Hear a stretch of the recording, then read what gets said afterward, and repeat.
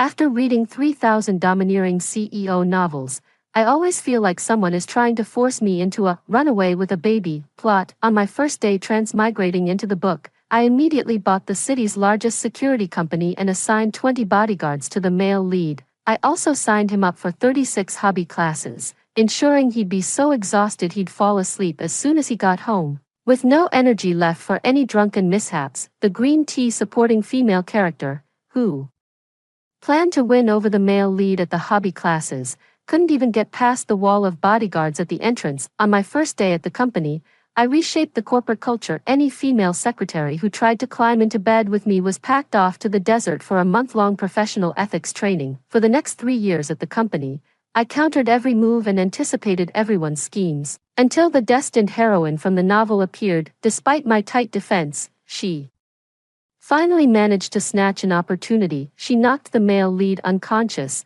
dragged him to a hotel, and prepared to stage the classic runaway with the baby plot. However, the next day, she called me in a furious rage. "Are you serious? What kind of wife makes her husband get a vasectomy?" On the other end of the phone, Su Qingqing's voice was twisted with anger. "Are you insane? How could Gu Yanqing ever agree to get a vasectomy?" I picked at my ear, switched the phone to speaker mode, and placed it on the table. "Oh, you mean that?" I made a PowerPoint for him.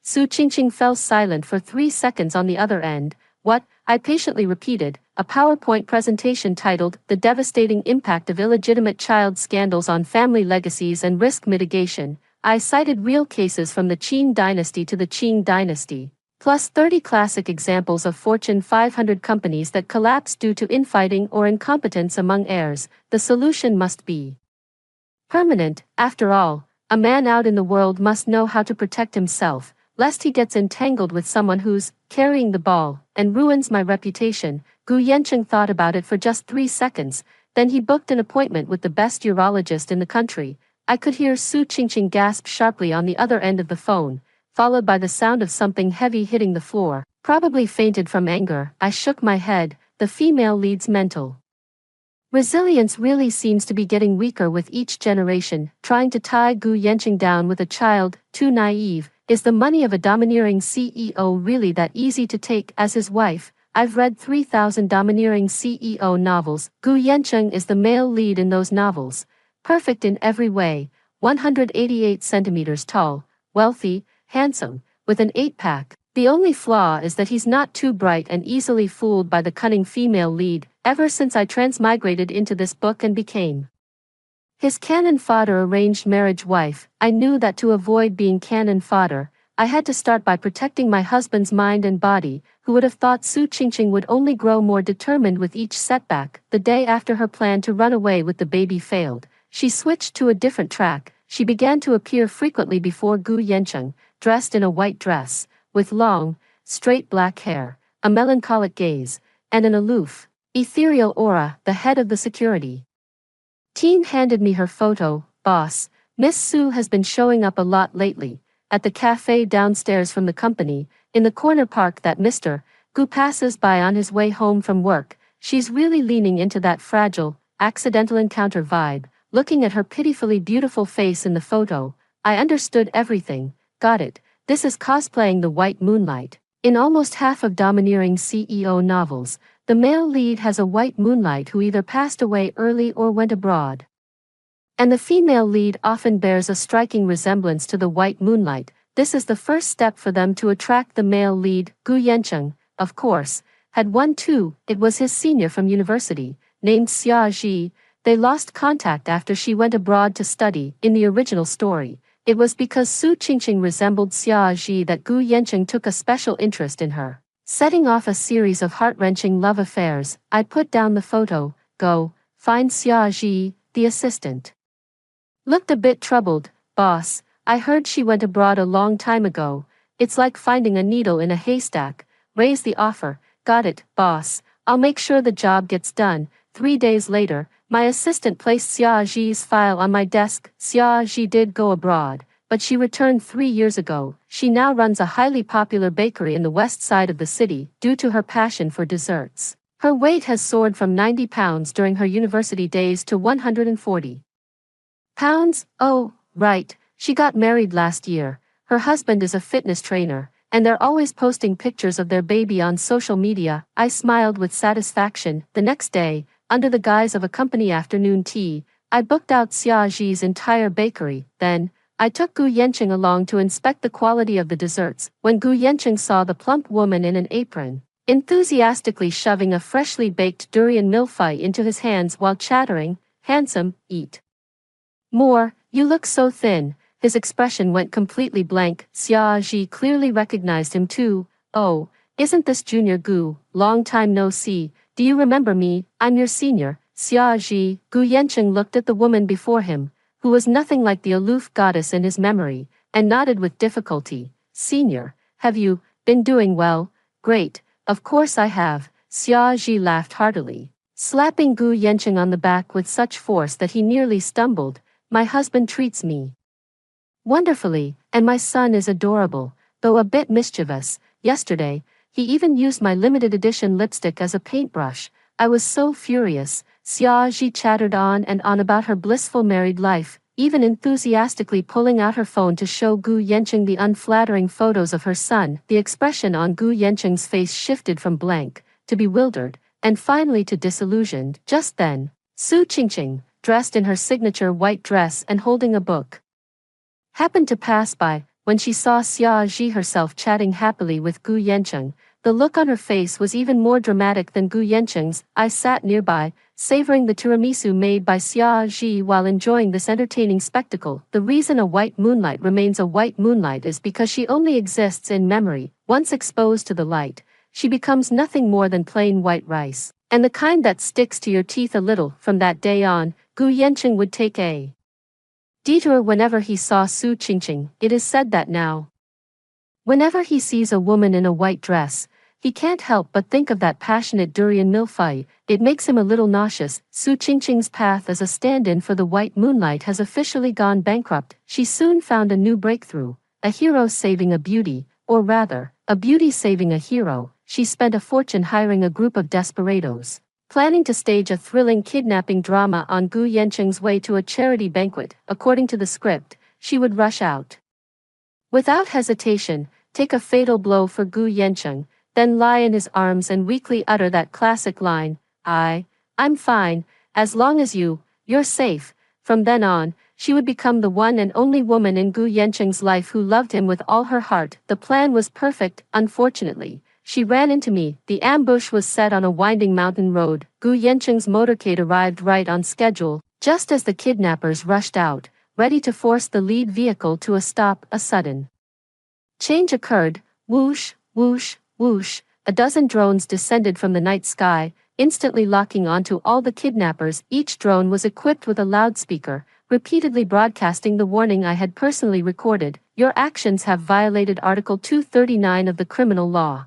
Kidnapping. We have already alerted the police. Now, put down your weapons, cover your heads, and squat down. This is your only way out." The kidnappers were stunned, holding their weapons and looking at each other in confusion. Before they could even react, 20 of my bodyguards rushed out from the black business vehicle behind Gu Yanqing's convoy. Well-equipped, swift, and coordinated, they subdued all the kidnappers in under 3 minutes, tying them up like zongzi. The entire process flowed seamlessly, as professional as a movie scene. Sitting inside the bulletproof car, Gu Yanqing didn't even lift an eyelid. Continuing to read the documents in his hands, he merely said calmly, 3 minutes, that's 10 seconds slower than last week's drill.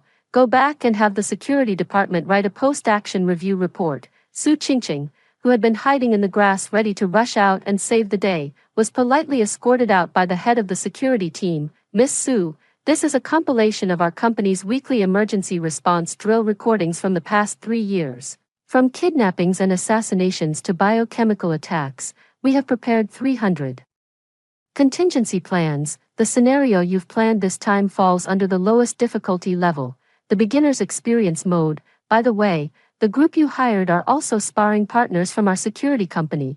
They're professionals, charging by the hour, and you've just exceeded the time limit, so overtime fees will need to be settled." Su Qingqing watched the kidnappers, who had been ferocious just moments ago, now lining up to collect their boxed meals, and her worldview crumbled. Once again, but there is no male lead that a chosen heroine cannot conquer. She set her sights on Gu Yancheng's archrival, the crown prince of the Lu group, Lu Jingran. In the original story, Su Qingqing used this tragic love triangle to turn Lu Jingran into her most loyal lapdog, causing endless trouble for Gu Yancheng. In the end, she drove Gu Yancheng into a jealous rage, leading him to seize her by force. And their feelings skyrocketed amidst misunderstandings and entanglements. It's all a damn cliché. By the time I got the news, Su Qingqing had already become Lu Jingran's personal assistant. She had swapped out her plain white dress for a sleek professional suit, standing beside Lu Jingran, listening to him speak. A gentle, admiring smile played at the corners of her lips, innocent, harmless, and yet filled with that damnable allure. Boss, Miss Su is about to play the role of an undercover lover. What should we do? I took a sip of milk tea. What should we do? This question, I've answered before. What's the rush? If she wants to play, let's play along. I dialed a number. Hello, Uncle Lu. It's Xiao Shi. The phone call was met with the hearty laughter of the Lu family's chairman. It's Xiaoxi. It's been so long since you last called your uncle. Did that boy of mine bully you again? Tell me, and I'll give him a good beating for you. I smiled sweetly. Not at all. Yancheng treats me very well. Just recently, I heard that Jingran hired a new assistant named Su Qingqing. Mr. Lu's tone was casual. Oh, right, there is such a person. What about her? Nothing much. It's just that this assistant Su previously applied for a position at our company but failed the background check. I was worried Jingran might be deceived, so I thought I should remind you. Oh, there's such a thing. Chairman Lu's voice turned serious. Yes, and I heard she also owes quite a bit of money outside. Her background is a bit complicated. All right, Xiaoxi, I understand. Thank you for the heads up. After hanging up the phone, the smile on my lips deepened. To deal with a spoiled rich kid like Lu Jingran, who's been pampered since childhood, telling him directly that Su Qingqing is from Gu Yancheng's side would only excite him and make him want to keep her by his side even more. But if his father found out that his son had a woman by his side who was trying to climb the social ladder, that would be interesting. The next day, the entire upper-class circle was in an uproar. I was getting my nails done while listening to my assistant's report. Lu Jingran was chased by his father wielding a feather duster from the study all the way to the garden, his howls audible across half the mountain. In the end, all his cards and car keys were confiscated, and he was grounded at home to reflect on his actions. As for Su Qingqing, she was directly escorted out of the CEO's office by the security guards of the Lu group, dragged by her arms, and thrown onto the street. She wants to find a backup. I'll just remove all the tires from her bike first. Su Qingqing was truly devastated this time. She lost her job, couldn't get the one she really wanted, and even her backup plan slipped away. She was depressed for a whole month. I thought she was finally going to give up. I never expected that she would so quickly set her sights on Gu Yancheng's grandmother. She was the pillar of the Gu family, a devout Buddhist, traditional, and a woman who valued carrying on the family line more than anything else in the world. In CEO romance novels, she is the key character most frequently used to suppress the female lead from an unsuitable background and support the female supporting character from a respectable family. In the original story, although Su Qingqing came from a humble background, she managed to win the old lady's heart with her obedience and understanding, wielding the old lady's authority like a command arrow. She strutted through the Gu family with impunity. Although we are well matched in social status, we cannot overcome her traditional mindset. And beyond social standing, there is also the matter of heirs, and I, having been married to Gu Yancheng for 3 years, have never shown any signs of pregnancy. In the eyes of the old lady, this is an original sin. Su Qingqing clearly thought of this as well. She went all out and managed to meet old Mrs. Gu, who was worshipping Buddha at the temple. A meticulously orchestrated high-level emotional tug-of-war drama officially begins. Su Qingqing knelt before the old lady, weeping with tears streaming down her face like pear blossoms in the rain. She Jia, for the sake of her own indulgence and pleasure, not only refused to have children herself, but also forced Yancheng to undergo a sterilization surgery. Old lady, I'm not doing this for myself. I truly feel for Yancheng, a grown man being forced into such a surgery. With the Gu family's vast fortune, how can they be left without an heir? That woman, her heart is too venomous. The old lady had long held a grudge against me. For not producing a child in 3 years, sterilization.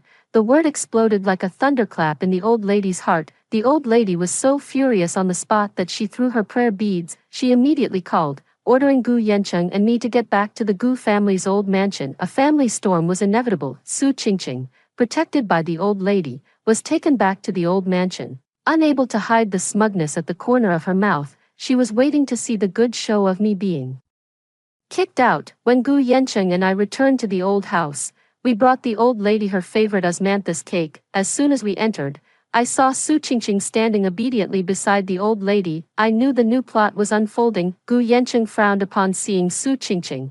Tell me what compensation you want. Why come and disturb the old lady? The old lady cut him off directly. If it weren't for this child Qingqing telling me, I would still be kept in the dark. Speak, what exactly is going on? For your father's sake, I'll give you a chance to explain. Gu Yancheng looked at me with confusion, and I returned his gaze just as puzzled. Su Qingqing, standing nearby, chimed in at the right moment. Jia, Grandma is asking why you want President Gu to get a vasectomy. It's fine if you don't want to have children, I can bear them for him, I don't mind these things. But why do you have to let the Gu family's lineage die out? The old lady trembled with rage, pointing at my nose and cursing. You heartless, venomous woman, what has our Gu family ever done to wrong you, that you would be so malicious as to cut off our family line? 3 years since you entered this household, and you haven't even laid an egg. I thought it was just your poor health and went everywhere seeking doctors and medicine for you. You're quite something. Not only can't you lay an egg yourself, but you even dare to encourage my grandson to get that kind of child-ending surgery. Is your heart pitch black? I must have been blind back then to agree to let a jinx like you into this family. What about the Lan family's upbringing? Is this how they teach their daughter to ruin her husband's household? Today, I'm going to call your father and ask him, does the Lan family still want any face left, raising something like you? Does he even have the shame to show himself in public? As she spoke, she grabbed the teacup beside her in a rage and hurled it violently at my feet, sending shards of porcelain flying everywhere. Su Qingqing hurried forward to support her, gently patting her back with a concerned expression, softly comforting her. Grandma, don't let yourself get so worked up. It's not worth getting angry over someone like that. What a harmonious scene of a mother-in-law defending her future daughter-in-law while condemning the wicked wife. They were so immersed in it that they completely failed to notice the dark expressions on both my and Gu Yancheng's faces. I waited until the old lady had exhausted herself with scolding before finally raising my eyes to look at her. Grandma, are you finished? The old lady was taken aback, clearly not expecting me to remain so composed. What kind of attitude is this? I said helplessly. If this is about that matter, we're both quite busy, so we'll be leaving first. The old lady was completely taken aback. Su Qingqing, however, stepped forward and grabbed me. You're not allowed to leave. This isn't over yet. You're the reason the Gu family has no heir. You don't deserve this position. You must give up your place as the wife of the Gu family. I pointed at myself. Me, give up my position? I look at Gu Yancheng. Gu Yancheng, what do you think? Su Qingqing smugly glances at Gu Yancheng. I have a highly fertile constitution, guaranteed to have 2 children in 3 years. Naturally, a hen that doesn't lay eggs like you should step aside. Gu Yancheng looks at her, remaining silent for a long time. Su Qingqing can't help but let the corners of her mouth curl upward slightly. It wasn't until Gu Yancheng spoke up. Beat, you know too much. Gu Yancheng took another step forward. Grandma, this matter has nothing to do with Lan Shi. The old lady sneered. No problem, Yancheng, you're still protecting her even now. Did you willingly go and cut off the Gu family's lineage yourself? The sterilization surgery was just an excuse. Gu Yancheng couldn't finish his sentence halfway through. I added for him, Grandma, to be honest, it's that Gu Yancheng can't have children. I went through great trouble to find an excuse for him, but someone just had to expose it and hurt his pride. After saying that, I shot Su Qingqing a glare. The truth struck Su Qingqing like a bolt from the blue, leaving her utterly stunned. What? I was just concerned about Mr. Gu. I didn't know. The old lady was also shocked. What? Then she wailed and cried. Oh, how can I face the ancestors of the Gu family? How can I go down and see the old man? You mean the Gu family is short of an heir? I spoke with calm composure. There's already been one for a long time. I snapped my fingers, and the large screen behind me lit up. It displayed a paternity test report and a photo of an adorable little boy. This is Gu Chaochao, 5 years old. Genetically speaking, he is Gu Yancheng's biological nephew. His father, Gu Yancheng's own elder brother, was driven out of the family and disowned by Yu 10 years ago for insisting on marrying an ordinary girl. Unfortunately, his elder brother and sister-in-law passed away in an accident 3 years ago, leaving only this child behind. The old lady's face instantly turned deathly pale. I continued to smile. It took me great effort to find him. According to the founding charter of the Gu Group, the eldest son and grandson of the family hold the first right of inheritance. The color drained completely from Su Qingqing's face. She thought she had come to engage in palace intrigue, never expecting that I would directly bring back the imperial heir from among the common people.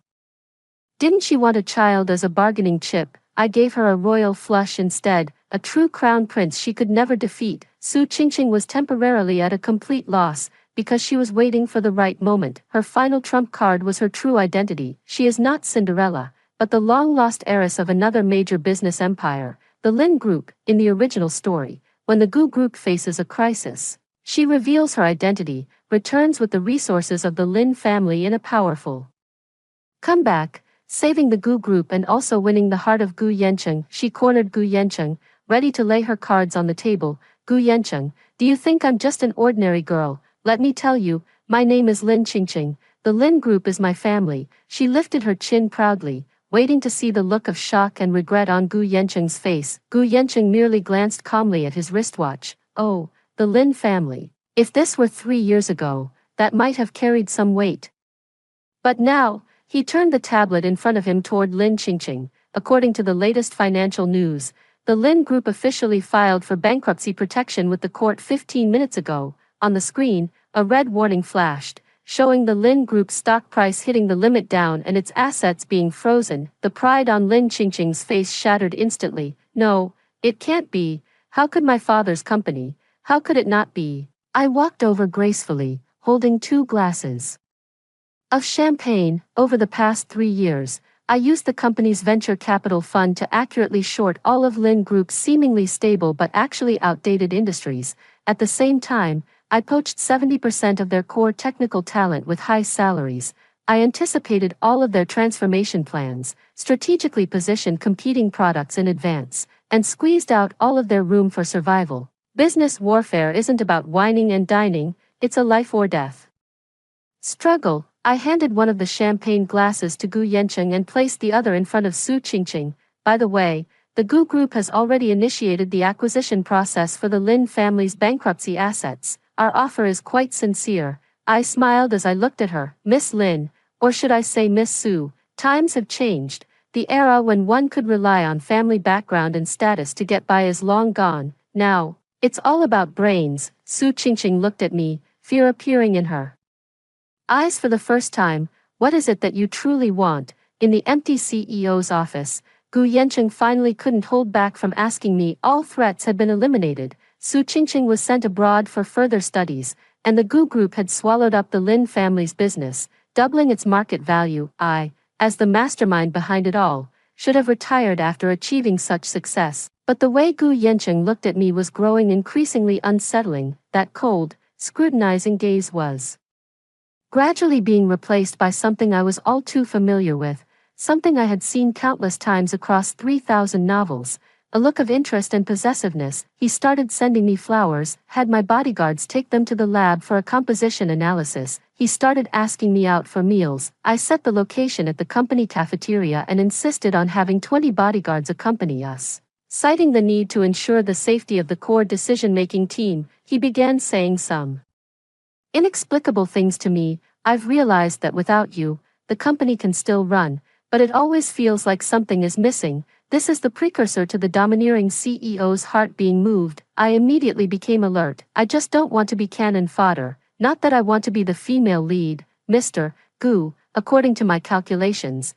the emotional investment between us is a high-risk, low-return project. The potential negative impacts include, but are not limited to, emotional decision making, management chaos caused by office romances, and potential group division following a breakup. In summary, I declined this investment. Gu Yancheng was left speechless by my bluntness. He had probably never encountered a woman who would reject his romantic advances by analyzing financial reports, but he didn't give up. A few days later, he happened to be on my way home from work when his car broke down. He stood in the rain, his white shirt soaked through, outlining his perfect muscle lines.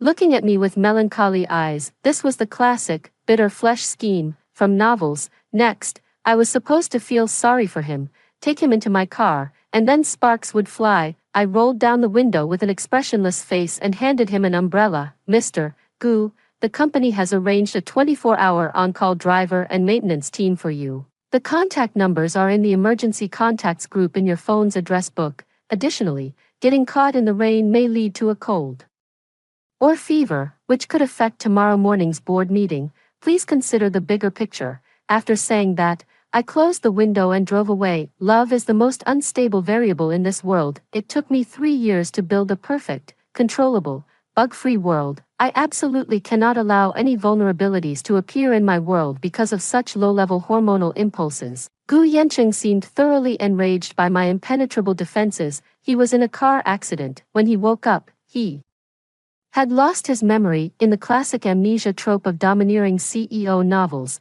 the protagonist usually forgets everyone, remembering only the white moonlight in his heart, or the heroine he both loves and hates. Su Qingqing's not-quite-dead heart was rekindled. When I arrived at the hospital, Su Qingqing was already by his bedside. Her eyes were red and swollen, looking haggard yet striking. Seeing me, she stood up, wearing a look of triumphant pity on her face. You've come. Yancheng doesn't remember anyone anymore. Gu Yancheng woke up in the hospital bed, looking at us in confusion. Who are you? Su Qingqing immediately rushed over, took his hand, and burst into tears. Yancheng, it's me, Qingqing. Don't you remember me? I'm your fiancé. We're about to get married, but you had a car accident and forgot all about me. She performed with such heartfelt emotion, it was enough to move anyone to tears. I stood to the side, feeling like an unnecessary, malicious supporting character who had come to ruin everything. Gu Yancheng looked at Su Qingqing, his eyes filled with confusion and curiosity. The amnesiac tycoon,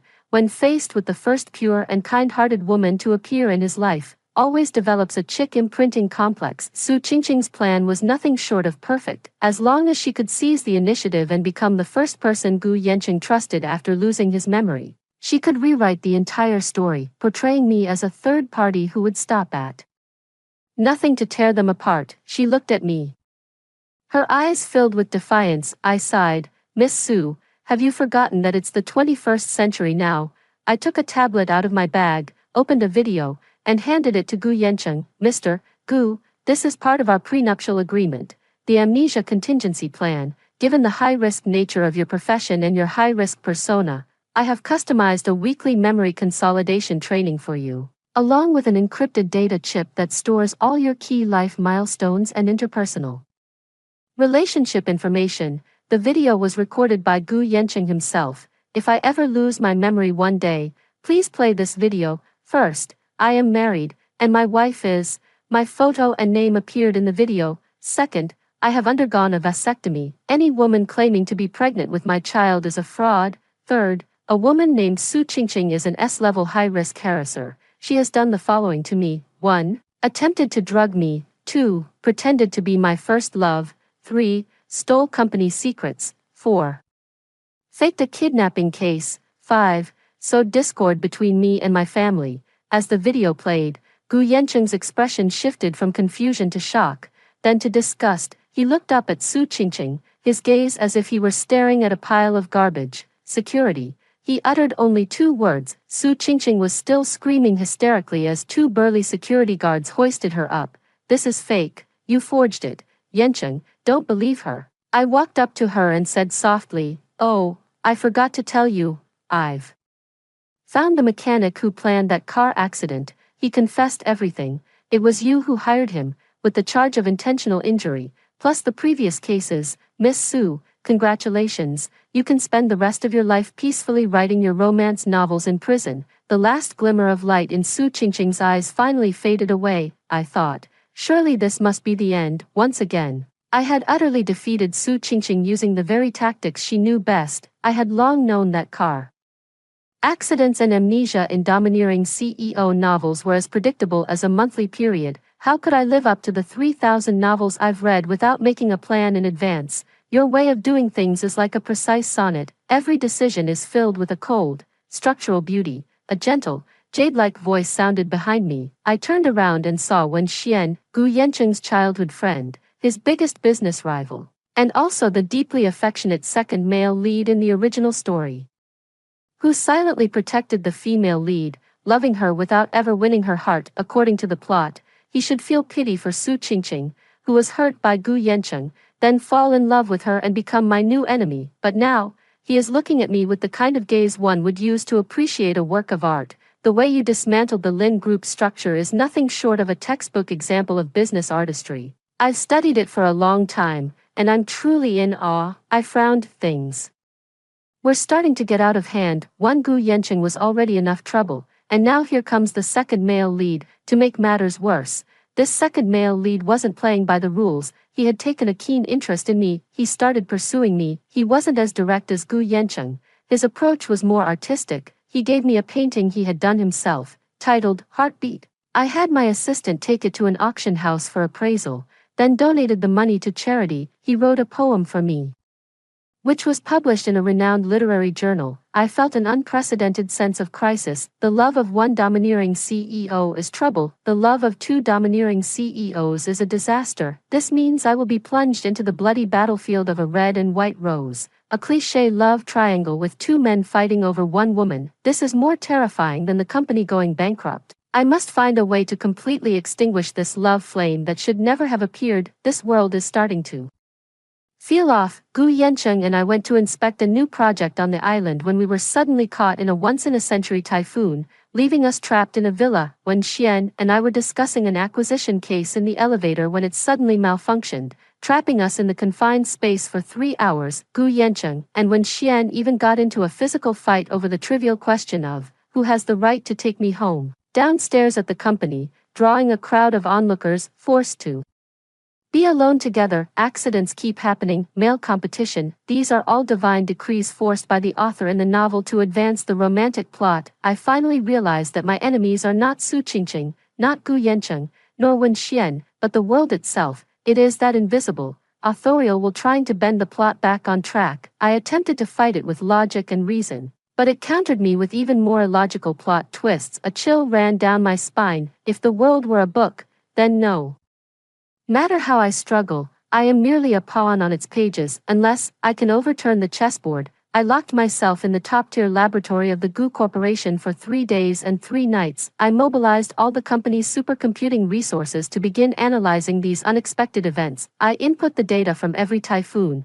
every power outage, and every chance encounter. I discovered that before and after each plot-driven death occurs, an extremely faint but consistently patterned energy fluctuation appears in the space. It's like the traces left behind when code is running, like the power seeping through from another dimension as the author strikes the keys. I found it, that bug hidden at the bottom of the world, that author's signature. I smiled. Since you're the author, let me show you what a reader's power truly is. Stop. What you two are doing is a classic example of the sunk cost fallacy in economics. It's utterly meaningless. On the company rooftop, the rain poured down in torrents. Gu Yancheng and Wen Xian, two men each worth hundreds of billions, were grappling with each other over me like two foolish roosters. White shirts, red-rimmed eyes, and desperate confessions. Perfect. All the classic elements of a domineering CEO story's ultimate showdown are now in place, and I am the female lead standing in the middle, the one who should be torn between two choices,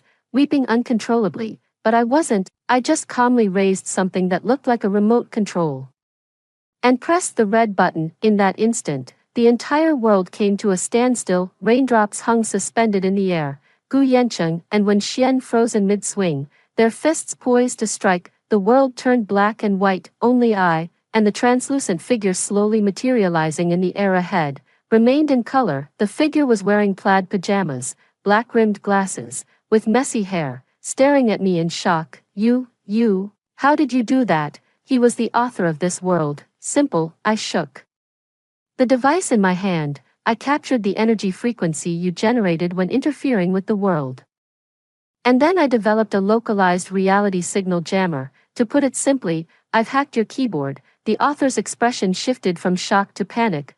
What do you want? I warn you, I created you, and I can delete you. No, you can't. I walked up to him as if I were in a business negotiation. Now, let's discuss my character setting modification plan. First, remove all the female lead halos and mandatory love tasks from me. Second, change my character attributes from everyone's favorite to background extra. Third, in exchange, I won't expose the underlying logic of your world to the public, nor will I exploit this logical loophole to create an antimatter black hole that would make your entire universe 404 not found. The author's mouth fell open as he stared at me, as if looking at a monster. He might have written countless domineering CEOs, but he had never written one who could turn around and threaten the author. Deal? I asked. He trembled and nodded. I smiled with satisfaction. Then, I pressed another button on the remote. The world returned to normal. The rain continued to fall. Gu Yancheng and Wen Xian's fists froze mid-air. The obsession and madness on their faces receded like the tide. The two exchanged a glance, then simultaneously made faces of disgust. Why would I be fighting a man in the pouring rain? Gu Yancheng frowned, straightening his soaked tie. I have an international meeting this afternoon. Who knows? Wen Xian brushed the mud off his clothes. There's no elegance in such behavior, and it's terribly unfriendly to my cashmere coat. They glanced at me, their eyes looking at me as if I were just an ordinary colleague. Then I'll be off first, Gu Yancheng said. Goodbye, Wen Xian said. Then, one turned left, the other turned right, and they left the rooftop without looking back. No arguments, no entanglements, no looking back. I stood where I was, savoring the long-lost, empty tranquility in the air. There was no longer that sticky, cloying scent of hormones called love. That's wonderful. A week later, I submitted my resignation letter. Gu Yancheng simply approved it calmly, then had HR discuss the severance package with me. Everything proceeded according to the most standard procedures, handled strictly by the book, without a single ripple. It is said that after Su Qingqing returned to the country, she never came to cause trouble again. Relying on her own efforts, she started from the grassroots level and thrived in a moderately sized company. Without the protagonist's halo to dull her wits, she finally lived as a normal person. The world has finally begun to operate according to the rational logic it was always meant to follow, and I, at last, am free. 5 years later. So, you suspect your emperor is an imposter. I sat in my spacious, well-lit office and spoke to the woman on the video call. She was dressed in phoenix robes, her face full of sorrow. Exactly the colleague I had met on a parallel world forum. Yes. I've checked. All records of him between the ages of 12 and 16 are blank. Everyone who ever saw him is dead, she exclaimed excitedly. I typed on the keyboard with practiced ease. Don't worry, this is a classic case of the true and false crown prince trope. I have over 300 sets of solutions. Option A, find a commoner who looks like the late emperor, train them to be a ruler. Then bring them before your blindly loyal general father and play the emotional card. Option B, use modern medical knowledge. Add a bit of clear oil or alum during the blood recognition ceremony to create a pseudoscientific miracle where the blood doesn't mix. Option C, if neither of the above works, I have a universal template for an abdication edict here, along with a full set of plans for the new emperor's enthronement ceremony, all sold to you at a 20% discount. The woman on the other end of the video showed a look of sudden understanding. Yes, I've started my own business. My company is called Plot Rescue Consultants Ltd. We specialize in providing professional, customized anti-cliché solutions for those unfortunate souls like me, who have been transmigrated into various melodramatic novels and driven mad by the brainless plots. My clients are spread across all the popular novel worlds, including palace intrigue, xianxia, post-apocalyptic, and school settings. Business is booming. By helping others set things right, I've achieved financial freedom. The phone on the desk rings. It's my former boss, Gu Yancheng. Would you be free to come to my nephew Chow Chow's birthday party? His voice is calm and steady. Sorry, Mr. Gu, I have an important client meeting that day. I politely declined. All right, then I wish you a smooth day at work. He hung up the phone. Now, we are purely, healthily, occasionally in touch friends. I leaned back in my boss chair, watching the bustling traffic outside the window, and took a deep breath. No running away with a baby, no chaotic love triangles. No madness of loving you to the point of destroying the world, only logic, order, and an iced Americano with unlimited refills. This is the life I truly want. After reading 3,000 domineering CEO novels, I finally, with my own hands, killed the domineering CEO. After hearing the first story above, what are your thoughts? Feel free to share your opinions in the comments section. Next, there is another similar story. Let's continue to see. The little green tea slandered me for stealing money. The vice monitor helped fabricate false testimony, and the homeroom teacher forced me to admit it. The three of them thought they had me cornered. I said, "Don't you know you can call the police in real life? The class funds are missing." After returning from PE class, a cry of alarm from class monitor Lu Nan echoed through the classroom. The class fund of over 10,000 yuan was no small amount, and the students immediately gathered around, chattering and discussing the matter. Search the backpack again. How could it just disappear? Could it be in the desk drawer? It must have been someone from our class who took it, who came back during PE class. As they spoke, their gazes simultaneously turned toward me. During PE class, my period suddenly started, so I went back to the classroom to get a sanitary pad, but I didn't take the money. I sat in the chair and said, "Don't look at me, I didn't take it." Vice Monitor Wu Fei immediately jumped up. "You were the only one who came back to the classroom. If it wasn't you, who else could it be?" Lin Feng, "If you take it out now, Nan will act as if nothing ever happened." With that one sentence, she directly concluded that I was the one who stole the class funds. My classmates began to look at me with strange expressions. I said to her, "First of all, we can't be sure the class funds were lost during PE class. Second, even if they were lost during PE class, you can't just accuse me of taking them. You should know me. I don't need 10,000 yuan." Hearing me say that, my classmates finally remembered my family situation. Although I come from a single-parent family and live with my dad, my father is quite capable of earning money, and my food, clothing, and daily expenses are not cheap. They knew my circumstances, and indeed, there was no reason for me to take that 10,000 yuan. Just when I thought this matter had nothing to do with me anymore, Lu Nan suddenly burst into tears. She spoke to me with a choked voice. "Lin Feng, I know your family is wealthy, and you don't need this 10,000 yuan, whether you did it for fun or some other reason. Please just return the class fund to me. My family isn't rich. If I lose the 10,000 yuan class fund, I simply can't afford to pay it back." Is this person like a stubborn adhesive plaster, determined to stick to me no matter what? Her words are dripping with that fake, sweet tone.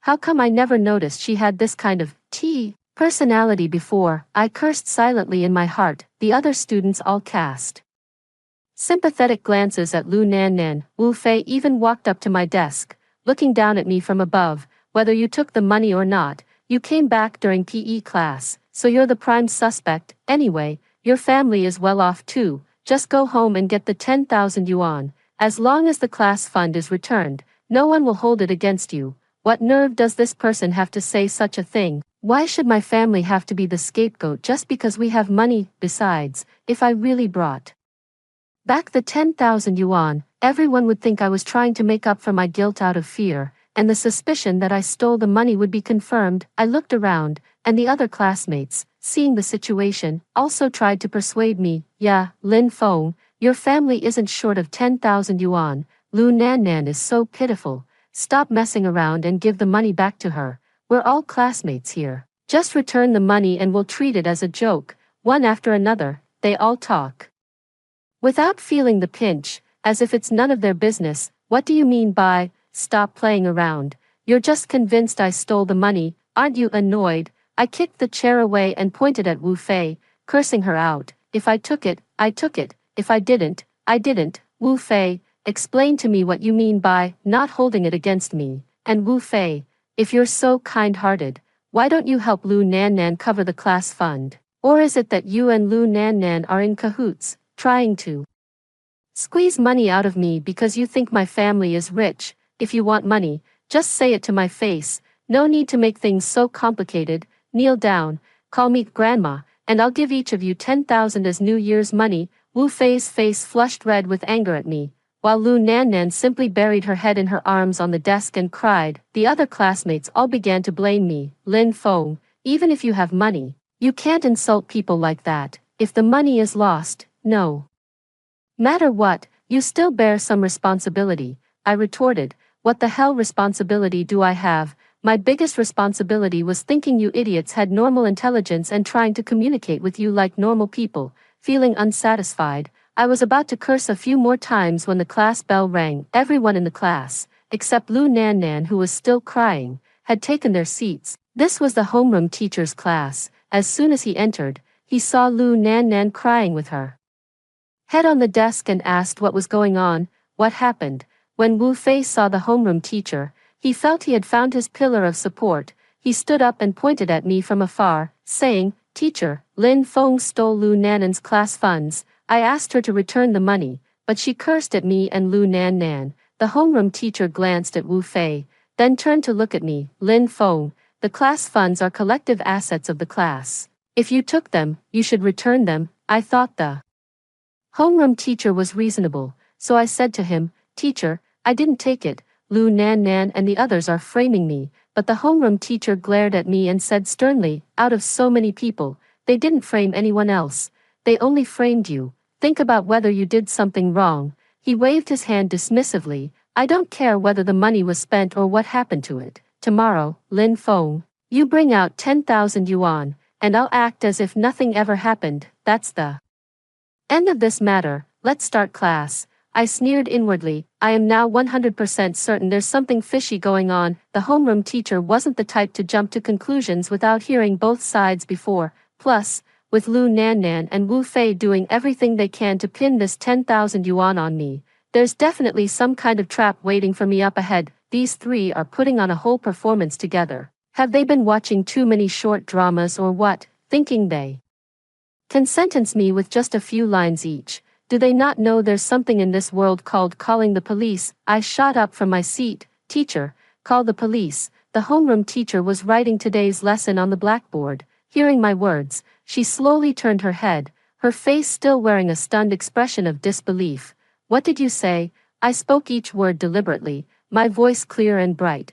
"Call the police. 10,000 yuan is already enough to meet the threshold for filing a case." I clearly saw the chalk in the teacher's hand, which had been writing on the blackboard, snap in two. Before he could speak, Lu Nan Nan suddenly said loudly, "Teacher, maybe we shouldn't escalate this matter just yet. It could have a negative impact on the school's reputation. Let's try to talk some sense into Lin Feng first." She then turned to me and said, "Lin Feng, just admit it. If the police get involved, you could end up in jail. We're all classmates here. There's no need to take things that far." Wu Fei raised her eyebrows and glared at Lu Nan Nan, saying, "Nan Nan, you're too kind. You might see her as a classmate, but she probably doesn't feel the same way. She's taking advantage of your reluctance to make a scene, which is why she dares to act so recklessly." The homeroom teacher also said to me, "Lin Feng, sit down. Let's finish the class first. We can deal with the class fund issue after class. Don't waste the other students' time." My dad has always taught me since I was young that everything should be done sooner rather than later, as delays can lead to unforeseen changes. Who knows what other tricks they might have up their sleeves to deal with me. Even if the heavens themselves were to come today, I would still call the police. Not only will I call the police, but I will also have my dad come over. Today's incident was clearly premeditated. The school is the teacher's territory, and with an adult backing me up, he wouldn't dare to openly target me. I insisted, "No, we must call the police." Where exactly did the class funds go? This isn't just about clearing my name, it's also the money of the entire class. At that moment, a few male classmates started banging on their desks and causing a commotion. "Call the police, call the police, call the police." These people looked eager to give it a try, their excitement not even hidden on their faces. Clearly, they were the type who loved stirring up trouble and watching the drama unfold. The homeroom teacher couldn't hide his embarrassment and said in a low voice, "This matter concerns the school's reputation. I need to discuss it with the principal first." Still making excuses, I knew the homeroom teacher definitely wouldn't report this to the police for me today. It's a shame high school doesn't allow phones, otherwise I wouldn't have to go through all this trouble. I softened my tone and said to him, "Teacher, I'd like to call my dad first. After all, 10,000 yuan in class funds is missing, before the matter is cleared up, I'll cover the money myself. Could you lend me your phone? The homeroom teacher's expression eased slightly, and he pulled his phone from his pocket and handed it to me. As I took the phone, I heard Wu Fei making sarcastic remarks, still saying she didn't steal it. Stop pretending. If you had just done this earlier, we wouldn't have had to make such a big fuss. Ignoring her, I dialed my dad's number. The call connected, and a rough voice came through. Who is this? Hearing my dad's voice, all my stress melted away. I said, it's me, your daughter. My dad must be working. The sound of his keyboard clattering away. He asked me, borrowing someone else's phone to call me. What's going on, sweetie? My rough around the edges dad. His mind is still as sharp as ever. I told him about the class funds being stolen, specifically emphasizing that he should bring 10,000 in cash. With my dad's intelligence, he should be able to tell that I want him to come to school and back me up. Sure enough, the sound of typing on the other end of the phone stopped, followed by the rustle of a jacket being put on. Don't say another word, just wait for your old man to get there. With my dad's words, I wasn't afraid even if the sky were to fall. Got it, I agreed, feeling a weight lift off my shoulders as I handed the phone back to my suspicious homeroom teacher. My dad will be here soon. When my father's tall figure appeared outside the classroom, I didn't even bother staying for class. I dashed straight out. Dad. My dad looked me over from head to toe, making sure I hadn't been wronged, then took my hand and said, come on, let's go find your homeroom teacher. I nodded happily and followed my dad into the classroom. My dad was big and burly, with a fierce, intimidating look, but he actually worked in cultural creation. He was a mystery novelist, despite his rough appearance. He was an exceptionally thoughtful and sensitive person. The homeroom teacher was already starting to sweat at the sight of my dad's imposing presence. My dad was particularly adept at leveraging his advantages. He snorted coldly, his expression unfriendly as he asked the homeroom teacher, do you want to talk here or in your office? The homeroom teacher wiped his sweat. You're Lin Feng's parent, right? Let's talk in the office. My dad lifted his chin, looking every bit like a mafia boss, and motioned for the homeroom teacher to lead the way. Class is dismissed for the rest of this period. Once we reached the office, before the homeroom teacher could even speak, my dad took the initiative, slamming his hand on the desk and shouting, so you're the bastard who framed my daughter, is that it? My dad's voice was full of vigor, and his scolding made the homeroom teacher shrink back. With an annoyed expression, the teacher said, hey, how can you speak like that? My dad raised his voice, practically shouting for everyone to hear. You can falsely accuse my daughter, but I can't even scold you. If I hadn't come today, who knows how much you would have bullied my daughter. Just then, the head teacher was drawn in by the commotion and walked into the room. Seeing that someone had arrived, my dad put on an even more dramatic performance. The class funds are missing, so why are you falsely accusing my daughter? Since there's no evidence, and my daughter wants to report it to the police, why won't you agree? Is it because you have something to hide? My dad yelled loudly and pinched me, so I promptly squeezed out a few tears and said with a pitiful look, I already said I didn't take it, but the teacher still made me pay 10,000 yuan to cover the class fund. Playing the innocent victim.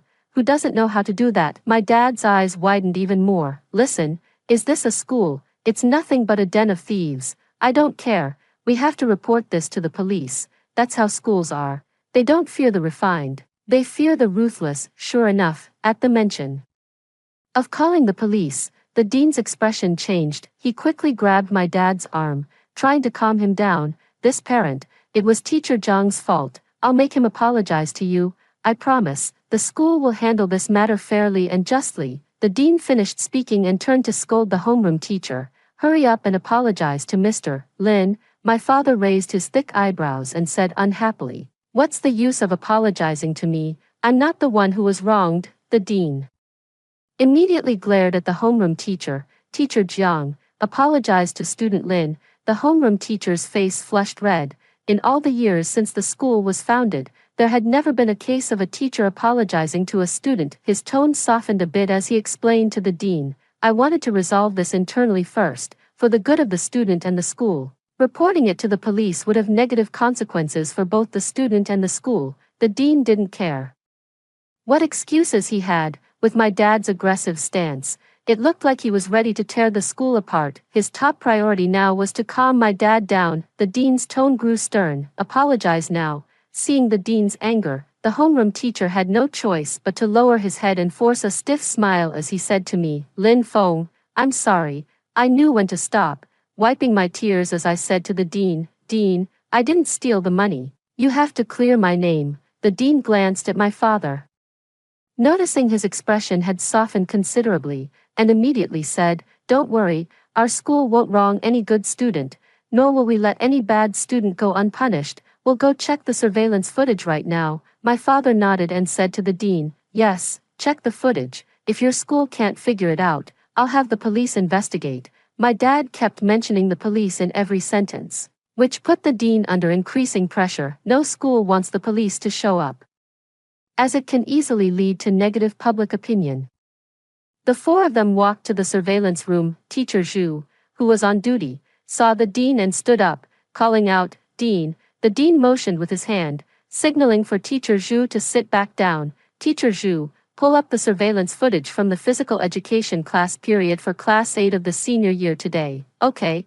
Teacher Zhu tapped a few keys on the computer and pulled up a video clip. We leaned in closer to take a look. The video played at double speed. At 14:30, the math class ended, and students gradually left the classroom. By 14:40, there was no one left. Around 14:50, I hurried back to the classroom. It wasn't until 15:20 that other students began returning one after another. During the physical education class, no one else stayed in the classroom except me. The homeroom teacher turned to look at me, a triumphant expression on her face. Student Lin Feng, what else do you have to say for yourself? The others present also looked at me. My father roared angrily. What the hell are you talking about? My daughter just came back for a moment to get something from her own bag. She didn't even touch that Lu Nanan's desk.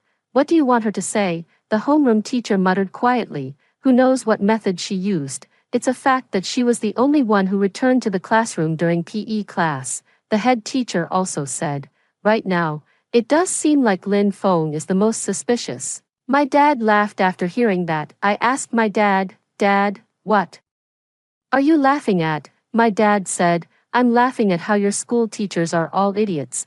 If they're like this, they might as well quit teaching and go home to feed pigs. Even the dean's face now showed displeasure. My dad didn't even look at him. First of all, there is no evidence that Lu Nanan's class fee was lost during physical education class. Second, even if it was lost during physical education class, it has nothing to do with my daughter. The video clearly shows that my daughter didn't even touch her desk, unless you can issue a national certificate proving she has supernatural powers, in which case I'd thank your school's ancestors for 18 generations. I tugged at my dad's sleeve and whispered, Dad, I already said all that before, but they wouldn't listen. My dad slapped his forehead. All right then, let me give you a solid one. I know where the class fund is, the homeroom teacher immediately said. It was taken by Lin Feng, so of course you know where it is.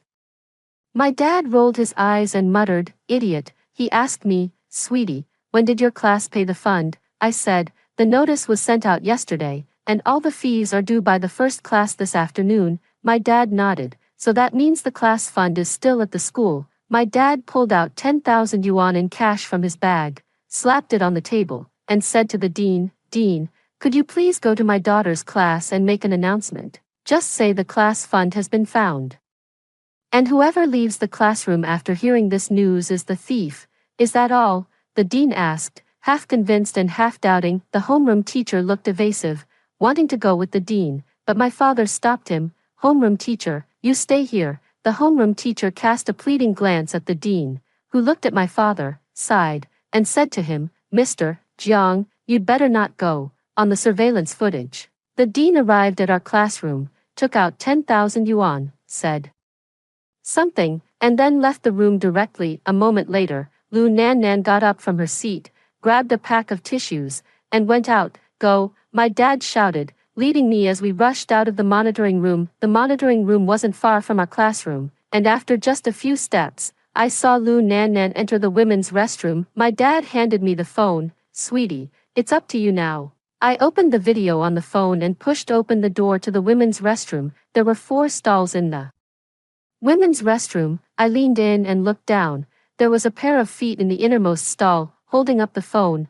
I kicked the stall door open. Lu Nan Nan was startled, jumping slightly as she stared at me blankly. I noticed she was rummaging through the sanitary bin. Inside, a black plastic bag was faintly visible. "What are you doing?" I asked, narrowing my eyes. Lu Nan Nan saw the phone in my hand and raised her voice, shouting, "You went into the bathroom to take pictures. I'm going to tell the teacher." I shrugged it off. "Go ahead, but before that, you'd better explain to the teacher what's in the sanitary bin." Hearing this, she tightly hugged the sanitary bin, blocking it with half her body, and stammered, "And nothing." "Oh really?" Suddenly, I shouted loudly toward the outside of the bathroom, "Dad, teacher, I found the class fund." Hearing my voice, my dad rushed in immediately, followed by the curious dean and homeroom teacher peeking in from behind. The dean said, "Let Lu Nan Nan come out of the restroom first. This doesn't look good." Lu Nan Nan slowly emerged from the stall, holding a wastebasket. As soon as she stepped out, it would be a clear case of catching her red-handed. Just when I thought the matter was perfectly resolved, she suddenly rolled her eyes and collapsed straight to the ground. "Damn, I've run into a scammer trying to pull a fast one." I jumped back a step, narrowly avoiding Lu Nanan's falling body. The bathroom floor wasn't exactly clean, with urine stains scattered everywhere, and Lu Nan Nan had collapsed right in a puddle of it. I immediately shouted, "Help, Lu Nan Nan has fainted in the urine." High school students love a spectacle, and upon hearing someone had collapsed in urine, a huge crowd surged out of their classrooms, craning their necks to peer into the bathroom. After today's incident, Lu Nan Nan was utterly humiliated in front of the whole school. The nickname, P-Girl, is inescapable. I saw Lu Nanan's eyelashes twitching wildly. Clearly, she was pretending to faint, but she didn't dare to wake up in the current situation. Waking up would mean being caught red-handed,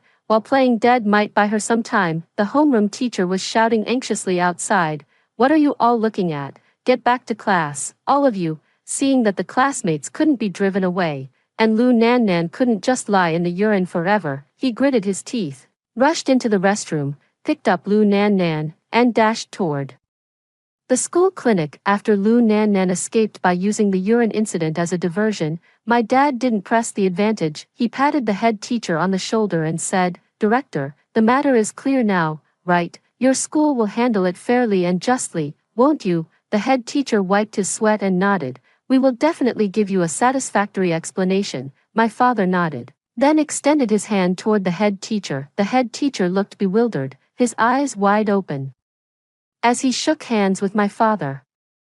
"Shake your sister, my $10,000. Oh, oh, oh."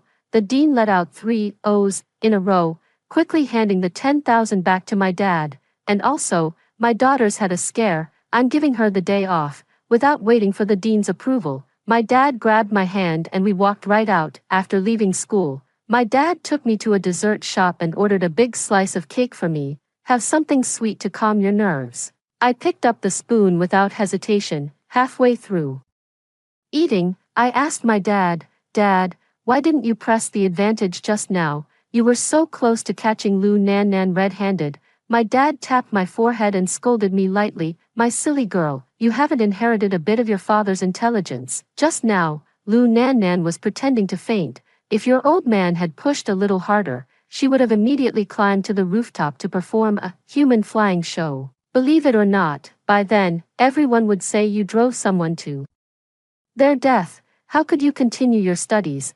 I thought about it and realized that given Lu Nanan's personality, she really might do something like that. I took a bite of cake and said nonchalantly, "But it doesn't matter. This time, we caught her red-handed. At the very least, Lu Nan Nan will get a disciplinary record." My dad shook his head. "There won't be any follow-up to this. She can just make up any excuse, like saying she accidentally left it outside while going to the bathroom, and the school will sweep it under the rug. Didn't you notice? Your homeroom teacher has been protecting her all along." Hearing that Lu Nan Nan got off scot-free, I said angrily, "Why is it that she can frame someone and face no consequences? If I hadn't been quick-witted today, I would have been branded a thief who stole the class funds. And what's more, I have no grudge against her. Why would she frame me?" My dad said, "Your old man taught you long ago that people don't act without a motive." If she went to such lengths to pin the blame on you, she must have something to gain. I was puzzled. Could she actually make money by framing me? My dad sighed, looking at me with a mix of disappointment and frustration. If it weren't for the DNA test, I doubt you were my daughter based on your intelligence alone. You're both students. Where would you get the money to earn for her? If there's any conflict between you, it must be related to your studies. After a pause, he continued. If I had to guess, there must be some special admission program at your school, and you two are competing for the same spot.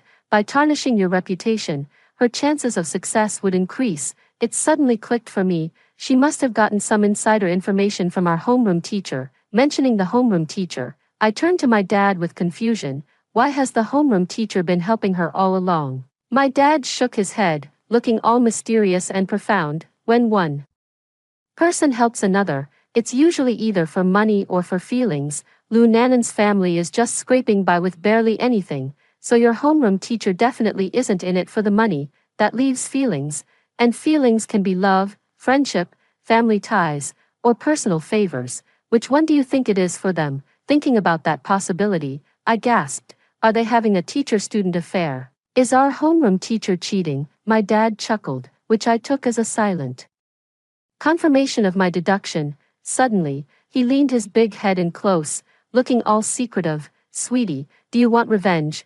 I bit the spoon and said, of course I do. Don't you know what kind of person your daughter is? I hold grudges over the smallest things. My dad gave a sly, villainous smile. He offended my daughter. I won't let him off that easily. He leaned in close and whispered the plan into my ear. The next day, I returned to school. My deskmate immediately shared a bombshell piece of news with me. It turned out that Tsinghua and Peking University had a special admission spot, and the school had selected Lu Nannan and me. Since I wasn't there yesterday, the homeroom teacher had directly recommended Lu Nannan internally. Only then did it dawn on me. No wonder Lu Nannan had been targeting me all along. If my dad hadn't come yesterday, the dirty water of stealing money would have been directly splashed on me. If the school had given me another major demerit, that spot would have been a sure thing for Lu Nannan. My deskmate was filled with righteous indignation on my behalf. With that kind of character, she hid the money herself and framed you.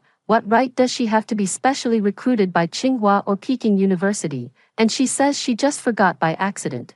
Pfft, does she think we're idiots? Seriously, did our homeroom teacher drink some kind of love potion or something? Why is he so determined to prop up Piss Girl? Yesterday, Lu Nannan became famous overnight after lying down in the bathroom, and the nickname, Piss Girl, has already spread far and wide. I reassured him, it's fine, internal referrals aren't final decisions, who knows what might happen in between. My deskmate was a bit of a troublemaker. As soon as they caught the hint in my words, they immediately perked up with interest. Something interesting to watch, I said. How about watching the original wife tear into the mistress? Interested? My deskmate nodded like a little chick. I said to him, I know you secretly brought your phone, and you've joined a lot of fun groups. Do me a favor, take more videos and spread them everywhere. My deskmate patted his chest. Don't worry, I'm a pro at this. Just as we were talking, a commotion broke out outside the classroom. I thought to myself,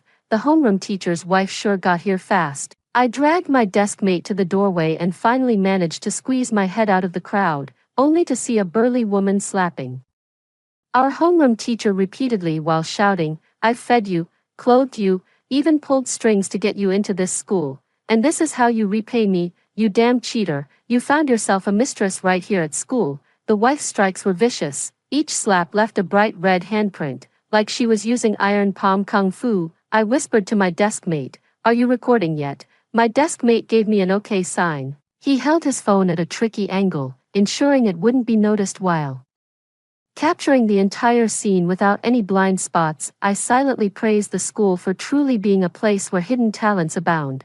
There really are all kinds of people over there. The wife, unsatisfied with just hitting the homeroom teacher, grabbed her hair and shouted, tell me, where's the mistress? It seemed the homeroom teacher truly loved Lu Nannan. Even at a time like this, she remained silent. I turned to look at Lu Nannan and saw that she had already reached the back door, ready to make a run for it. I immediately shouted, Lu Nannan, where are you going? Yesterday, the homeroom teacher carried you to the infirmary, helped you frame me, and even recommended you for special admission to Tsinghua and Peking University. He's been so good to you, you can't just abandon him now." Hearing my rapid-fire words, Lu Nannan froze for a moment, then took off running. Don't let her size fool you. The original wife may be plump, but her explosive power is still impressive. Lu Nannan had barely moved when she charged forward like a human battering ram, grabbing a fistful of her hair.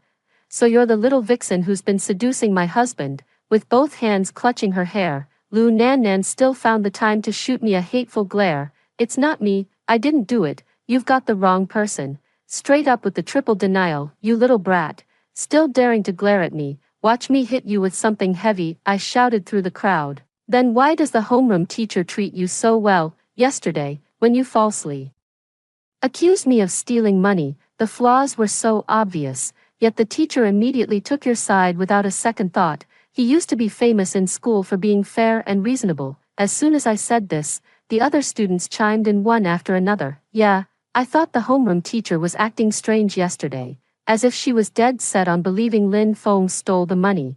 Exactly. The homeroom teacher used to be very meticulous. Even if a pen went missing, she'd investigate thoroughly before drawing any conclusions. And what's more, after Lu Nannan made such a fool of herself yesterday, anyone with eyes could see she was deliberately framing Lin Feng. The homeroom teacher still recommended her for the special admission to Tsinghua and Peking University. Who would believe there's nothing fishy going on? The students chattered away, each chiming in with their own thoughts. I saw the wife's face growing darker and darker. How could she not understand her own husband? Such unusual behavior was enough for her to confirm that Lu Nannan was the mistress. She slapped Lu Nannan hard across the face and grabbed her clothes, ready to tear them off. "All right, so it really is you, this shameless one, seducing the teacher. Today, I'm going to strip off these clothes of yours and let everyone see what this vixen really looks like." Lu Nannan clutched her clothes tightly in terror, instinctively turning to the homeroom teacher for help in her panic. "Teacher, save me." Hearing Lu Nannan's plea for help, the homeroom teacher snapped out of his daze and tried to step forward to pull the original wife away, but the wife was incredibly fierce, grabbing Lu Nannan's clothes with one hand while wildly slapping the homeroom teacher with the other, still having enough energy to curse and shout, "You two have feelings for each other, huh? Fine, today I'll let you two adulterers have your wedding night right here." She put all her strength into her hands and tore Lu Nannan's clothes apart in one go, revealing the lingerie underneath. Wow, it was actually sexy lingerie, at least a B cup. No wonder the homeroom teacher liked her. Don't look, Lu Nannan panicked, clutching her chest. The homeroom teacher still wanted to shield Lu Nannan, but the wife kicked him in a critical area, eliciting a heart-wrenching scream, yet he stubbornly remained standing in front of Lu Nannan, unable to pull him away. The wife yanked down the homeroom teacher's pants and hurled them at him with force, always putting on such a proper front. "Let's see how you can keep up the teacher's image from now on." This was so explosive. I was so thrilled I quickly patted my deskmate's arm. "So explosive, did you get it all on camera?" My deskmate replied with dissatisfaction. "Are you questioning my professionalism?" The farce lasted for over 10 minutes before the school leadership arrived with security. "Nothing to see here, everyone disperse." The school leadership dispersed the students and invited the wife, the homeroom teacher, and Lu Nannan into the office. Back at my seat, I asked my deskmate, "How did the photos turn out?" "Let me see." My deskmate handed me the phone. The video was crystal clear, especially the faces of the three people. Every detail was sharp, with so many people jostling around. My deskmate's hand didn't shake at all. Truly professional, professional. I gave my deskmate a thumbs up. "Of course, do you think being a jokester is that easy?" My deskmate edited the message and sent the video along with the text to over 30 group chats at once. Immediately, his phone started vibrating wildly. I sighed. Now both the homeroom teacher and Lu Nannan are going to be utterly disgraced. The next day, the homeroom teacher indeed did not come to class, and Lu Nannan's seat was also empty. The school issued a notice stating that Lu Nannan had been expelled for serious disciplinary violations, while the homeroom teacher had resigned. The notice didn't mention the teacher-student affair, but every student in the school knew what had happened. The video of the mistress being beaten yesterday had already gone viral. School, teacher-student romance. tearing apart the mistress. Each of these words alone is a clickbait magnet, and the combined power of all three is beyond imagination. I guess the homeroom teacher and Lu Nan Nan won't have the face to stay in this town anymore. They'll probably have to move somewhere else, but a teacher fired for having an affair with a student, and a girl who seduced her teacher before even finishing high school. Their reputations are ruined. Even if they move to another city, they won't have an easy life. Today, everyone in class was gossiping about the homeroom teacher and Lu Nan Nan, while Wu Fei sat there like a wilted eggplant, too afraid to say a word. Just a few days ago, she had been firmly on Lu Nan's side, but now she wished she could bury her head in the sand like an ostrich. I deliberately provoked her a few times, and it wasn't until the end of evening self-study that I reluctantly said goodbye to my classmates and prepared to head home. Not far from the school gate, I felt someone following me. Just as I was about to run, a large hand covered my mouth and nose. It was a man's hand, reeking strongly of alcohol. "Bitch, it's all your fault I've ended up like this." It was the homeroom teacher's voice. Lu Nan's voice also came from behind me. "Everything we had was destroyed by her. Kill her, even if we die, we'll take her down with us." I never expected the homeroom teacher and Lu Nan to go all out in their desperation. I immediately began struggling violently. I bit down hard on the homeroom teacher's hand. He cried out in pain and let go. Just as I was about to run, he grabbed my hair. Lu Nan, holding a dagger, stepped forward from behind the homeroom teacher, approaching me one step at a time. "It's all your fault, otherwise I would have been specially recruited by Tsinghua or Peking University. What's wrong with you taking the blame? Your family is so wealthy, you can live a good life even without studying. Why do you have to compete with me for the special recruitment spot?" At this point, I'm not afraid anymore. So what if it's death? Before I die, I'm going to curse to my heart's content. Just because my family is rich, I have to take the blame for you. Who do you think you are? Rich but not arrogant, poor but not timid. I owe you nothing. We compete on equal footing, so why should I yield to you? It's you who insists on taking crooked paths. That thing on your shoulder looks like a chamber pot. No wonder you'd come up with such a stupid idea. Lu Nan was already bordering on hysteria, her eyes bloodshot. She cursed fiercely. "You're wrong. It was you who harmed me. If you won't let me live, I won't let you live either." She lunged forward abruptly, raising a dagger to stab at me. I instinctively closed my eyes. Thud, the sound of something being knocked flying. I opened my eyes to see my father's rugged face in front of me, his expression anxious. "Sweetie, are you okay?" Lu Nan had just been knocked flying by my dad and was now pinned to the ground by the police. The homeroom teacher tried to flee but was immediately taken down with a shoulder throw by another police officer. "Officers, these two attempted murder. We have them red-handed. Please ensure justice is served." The two police officers nodded. "Don't worry, how dare they attack a student? We will never let such heartless individuals get away with it. Please have your daughter come with us to the station to give a statement." After finishing the statement, it was already past 2 a.m. On the drive home with my dad, I sat in the passenger seat and asked him, "Dad, you knew all along that the homeroom teacher and Lu Nan would come to kill me, didn't you?" My dad didn't hold back at all. "Of course. You pushed them to the brink. They were never going to let you off," I said angrily. "Then why didn't you remind me earlier? If you had, I wouldn't have walked home. I would have just taken a taxi." My dad replied, "Silly girl, there's no such thing as guarding against a thief for 1,000 days. How could I possibly have the energy to watch over you every single day?" I asked in surprise. "So you did it on purpose? You already thought this day would come when you let me take revenge. So you deliberately let them come after me." My father gripped the steering wheel with one hand, the streetlights casting shifting shadows across his face, much like the man himself. "Of course, if they give you trouble, I won't just settle for ruining their reputations." Attempted murder, and right at the school gate. Such a heinous act is bound to land you at least 10 years in prison. Today I finally realized just how fiercely protective my father is of his children, and how formidable his methods can be. I swallowed hard and asked him, "Old man, are you really just an ordinary novelist?" My father's rugged face gave no hint of truth or falsehood. "Of course, what else?" After hearing the two stories above,